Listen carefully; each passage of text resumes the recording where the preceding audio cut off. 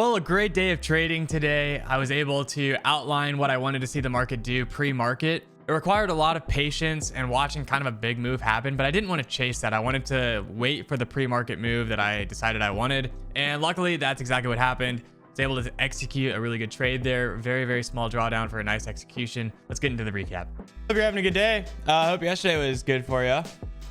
Hopefully you got to trade the range some.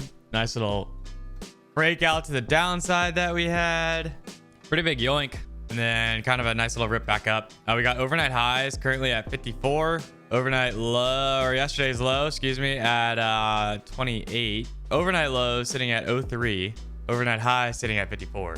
We'll see what today brings. I think that personally, price action wise, if we can get a little bit off of VWAP, or maybe we come back down and test 25, top of this little range, you know, test 25 or so and get the bounce out of it.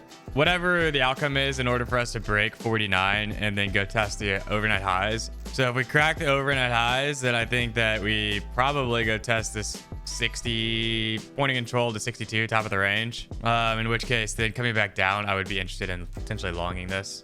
So I'd like a close up here and then come back down and retest 55 to 53 and a half. I'll probably go a little bit more aggressive, probably actually at like the overnight highs or maybe a tick above to the triple top to test value area high as well. Got some sellers here. I'm long off of the overnight highs.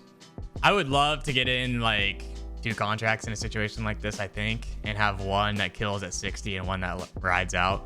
That would probably be like an ideal situation in something like this. But all right, so here I'm going to look at 62 potentially. That would be the top of the range. I want to look at the top of the range. So there you go, 61 and a quarter for me. Gonna put my stop in here. The free trade.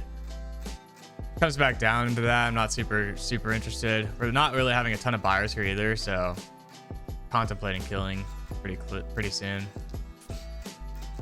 Trying to be patient. Got 59, got 200 block.